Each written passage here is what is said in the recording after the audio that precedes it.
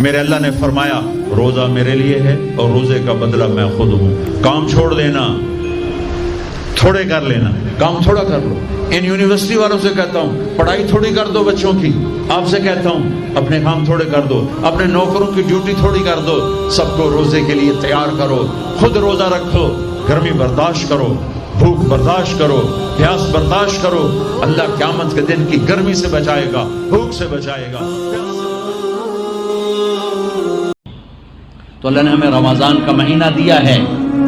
جہنم کے دروازے بند ہو جائیں گے، جنت کے دروازے کھل جائیں گے. فرض 70 فرض کے برابر ہو جائے گا، نفل فرضوں کے برابر ہو جائے گا. میرے نبی میرے محبوب، میرے پیارے اور میرے اللہ کے پیارے دلارے راج دلارے، وہ کہہ رہے ہیں وہ میری امت 1 گھنٹہ لگا لو، 1 گھنٹہ 40 سجدے، ہر سجدے پہ 1500 نبی.